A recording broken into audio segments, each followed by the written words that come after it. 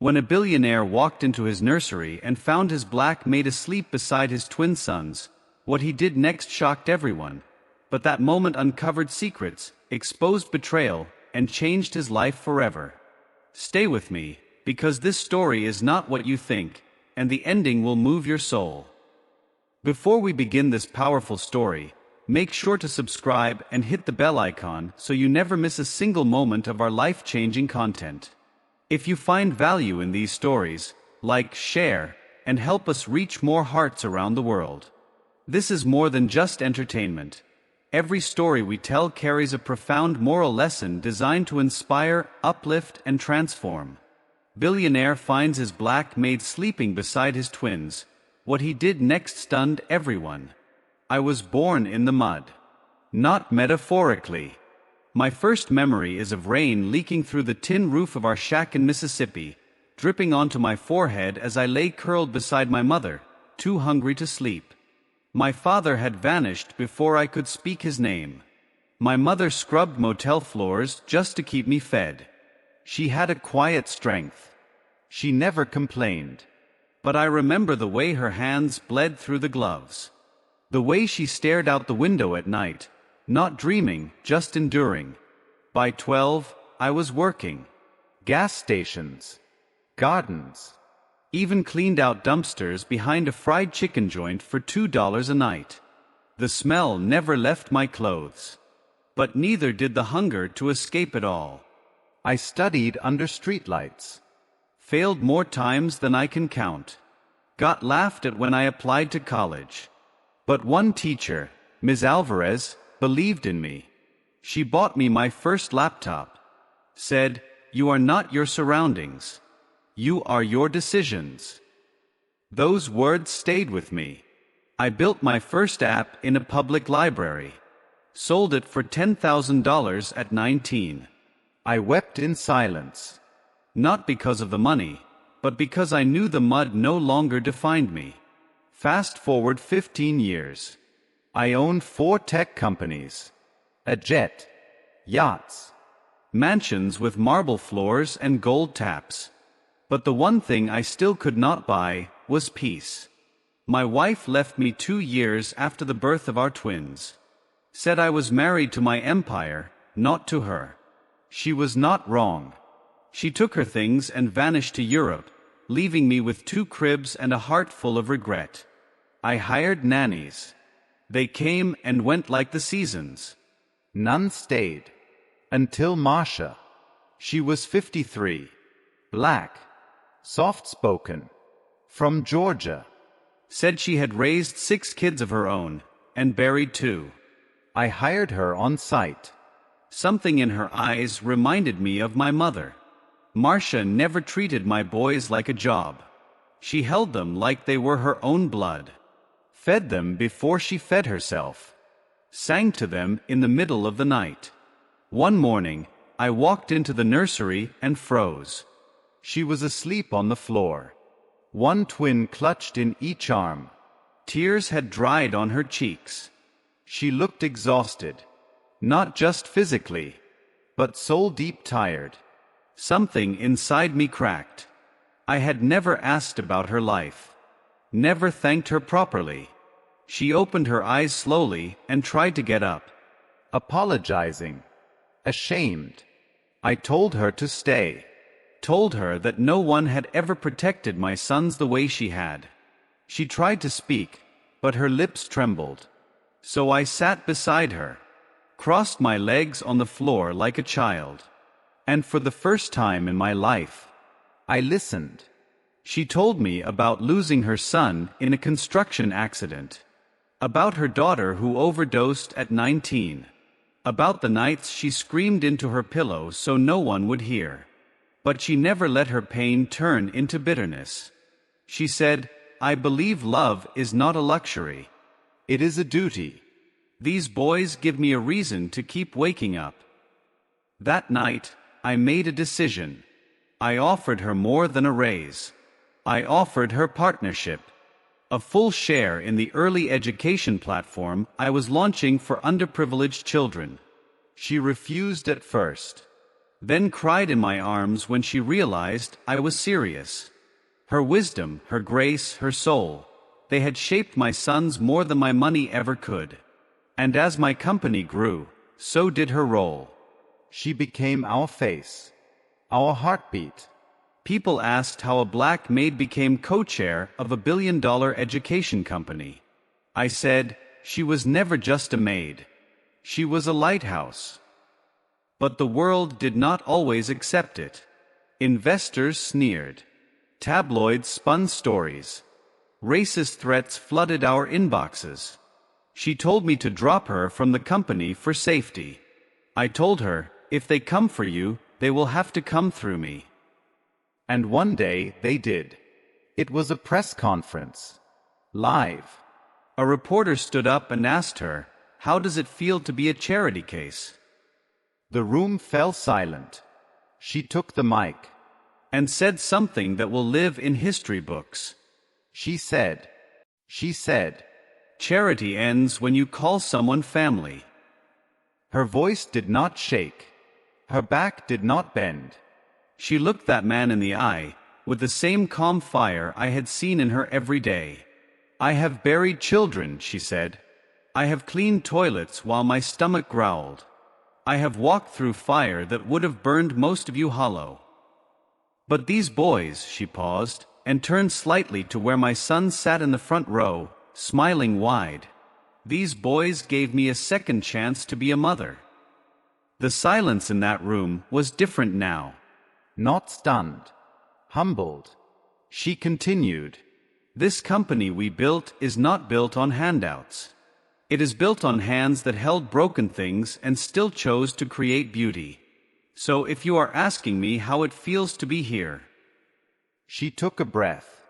It feels like justice. People stood. Applauded.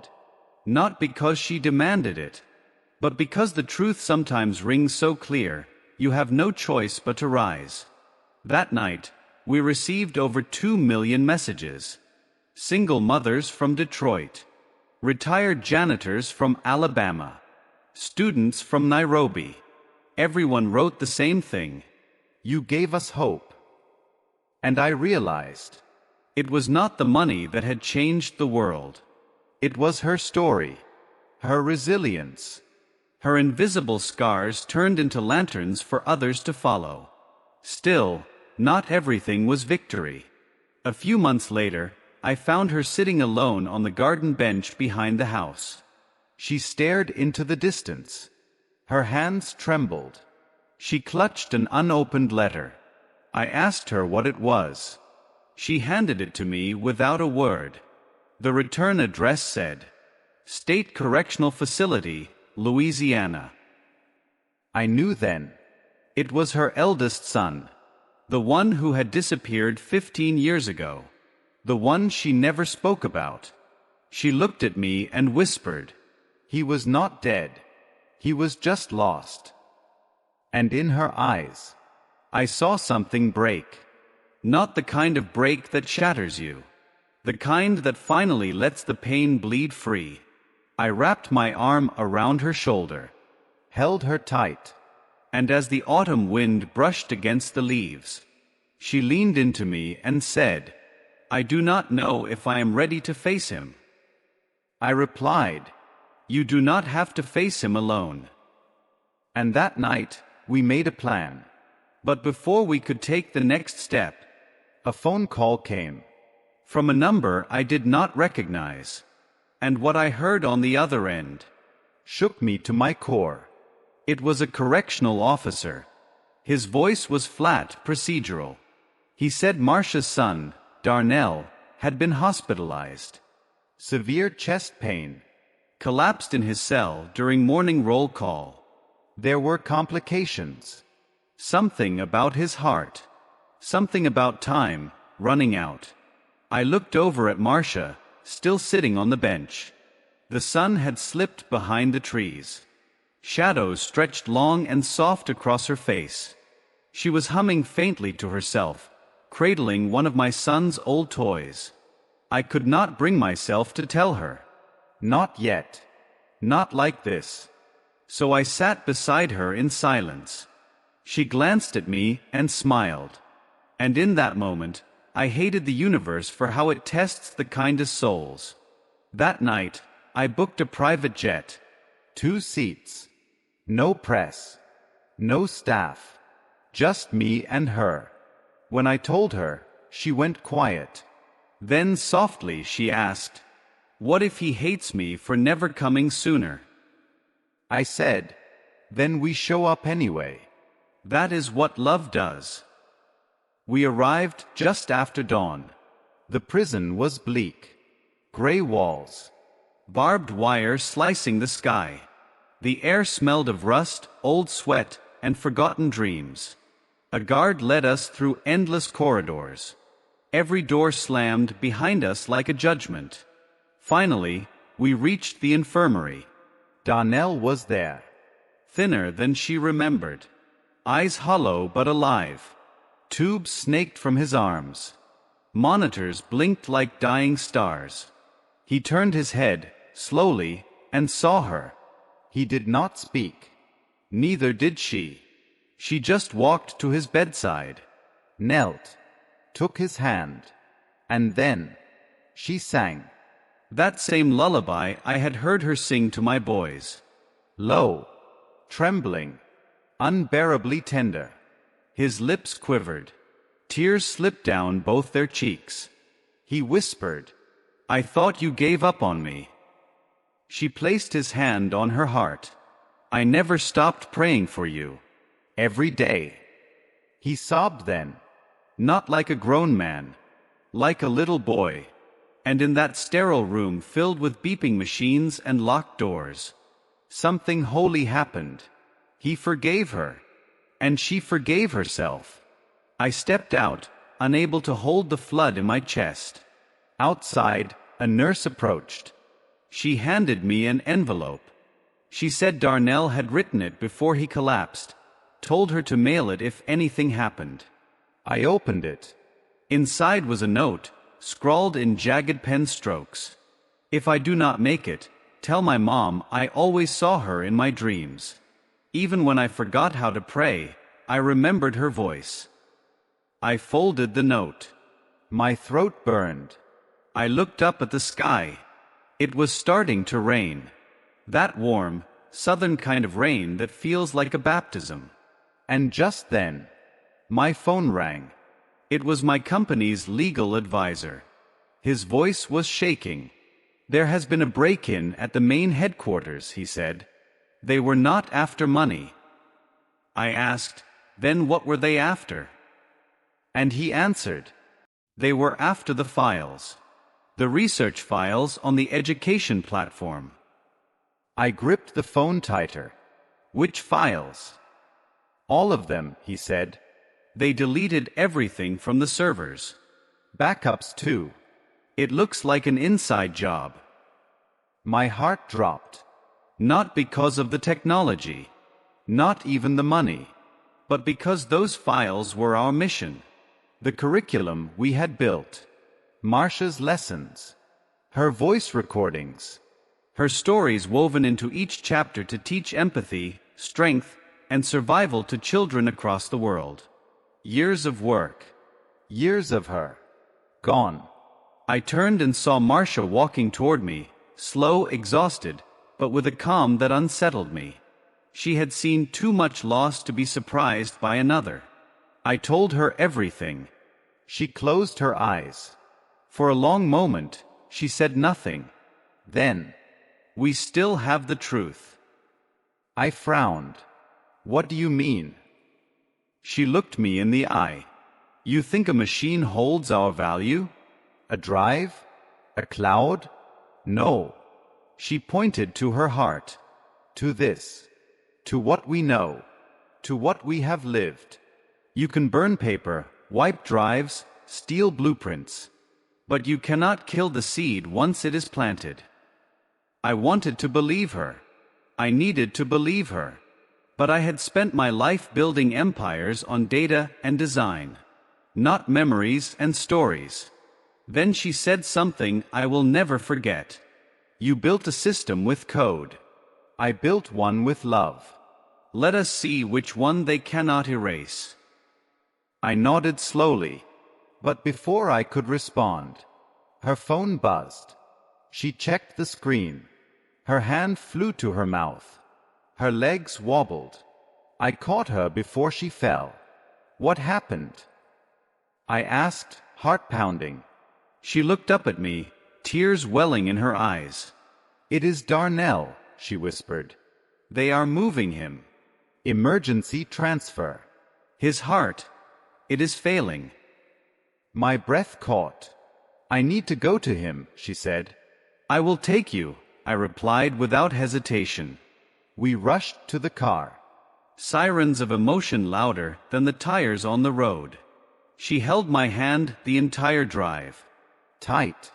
Silent. Like a woman trying to hold her soul from unraveling. When we reached the hospital, they were wheeling him into surgery. Marsha begged the nurse, "Please, let me say one thing before they take him." The surgeon looked at her, then at me. Time stood still. And finally, he nodded. She ran to Darnell's side, bent low, whispered something only he could hear. His eyes fluttered open. He tried to smile. Then they took him. And the doors slammed shut behind them. We stood in the hallway. Empty. Cold. Waiting. And then, a nurse burst through the doors. She was pale. She was running. And what she said changed everything we thought we knew. She was breathless. Her eyes searched the hallway, then landed on Marsha. "There is something you need to know," she said, voice trembling. Marsha steadied herself. I stepped closer. The nurse glanced over her shoulder, then back at us. "When they prepped him for surgery," she said, "the attending found something strange." Marsha's face tightened. The nurse swallowed hard. His medical file was falsified. What? I asked, stepping forward. His original diagnosis, about his heart failing, it was a lie. Someone altered the charts. His vitals, scans, test results. None of it adds up. Marsha's knees buckled. I caught her. Who would do that? I demanded. She hesitated. We do not know yet. But the administrator on duty said the tampering started 2 months ago. 2 months ago. That was when the first package arrived at our office. A USB drive. No note. Just encrypted files and a silent threat. We had thought it was spam. But now, something was beginning to unravel. I looked at Marsha. Her eyes were wide. Not with fear, but realization. Her voice was barely a whisper. He was the leverage. I turned sharply. What do you mean? She looked at me, her hands now trembling not from sorrow, but from clarity. They did not want the education platform launched. Her voice cracked. They knew it would disrupt everything. Private schools, testing agencies, elite tutoring companies. We were making education free, personal, human. I felt the room spin. They used my son to keep me quiet. To keep us quiet. And suddenly, everything made sense. The break-in. The erased files. The pressure to pivot the platform into a for-profit model. The veiled threats during board meetings. They were not random. They were orchestrated. She looked at me, fire rising in her voice now. They locked up my child so I would never unlock other children's futures. We stood in silence as the surgery light above the doors flickered. Red. Waiting. But I no longer felt helpless. Marsha was not just a maid. She was not just a partner. She was a revolution wrapped in a mother's body. And they had just made the mistake of waking her up. I turned to her. We rebuild. From scratch if we have to. This time with no files. Just you. She nodded slowly. And then, the doors opened again. This time, a different doctor walked out. His face unreadable. And what he told us next would ignite a storm no one saw coming. The doctor stepped forward. His eyes met Marsha's, Then mine. and he said gently, "Your son is going to live." Marsha collapsed into a chair, her hand flying to her mouth, eyes flooding with tears. "He had a minor cardiac event," the doctor explained. "But we found no chronic heart disease. Once he recovers, he will be discharged." The relief hit me like a wave. But it was not just relief. It was fury wrapped in gratitude. They had lied to her. They had weaponized a mother's love. But they failed to break it. As we walked into Darnell's room later that day, he looked up at her with tired eyes. She smiled, held his hand, and whispered, "We are free now." In the weeks that followed, the truth came out. Whistleblowers stepped forward. Emails surfaced. Board members were exposed for colluding with private education firms to sabotage our mission. They saw our platform not as hope, but as a threat to their profit. We took them to court. And we won.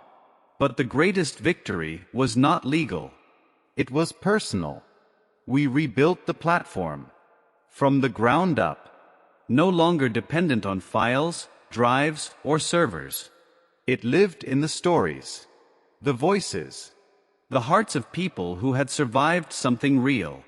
Marsha became the face of a movement. She traveled across cities and countries, speaking to mothers, to students, to forgotten children. And Darnell? He joined her. He now works with troubled youth, helping them escape the same traps that nearly swallowed him. As for me, I learned that money can build walls. but love breaks them. That power means nothing unless it lifts others with it. That the strongest people are often the quiet ones in the background, holding everything together with hands full of scars. I was not saved by wealth, Or luck. Or brilliance. I was saved by a woman who once fell asleep on my nursery floor, with my sons in her arms, and still woke up stronger than anyone I had ever met. Moral of the story: success is not measured by what you build, but by who you rise with. True power is not in leading millions, but in lifting one soul from despair. And love. Unpaid, unpraised, unseen. Can move mountains no force ever could. If you have someone like Marsha in your life, do not wait for the world to see their worth. See it now. Honor it now. Because when you stand beside someone who has known pain and still chooses love, you are standing in the presence of greatness. Thank you for listening to this powerful story. If it touched your heart, share it, comment below, and remember, you are never alone.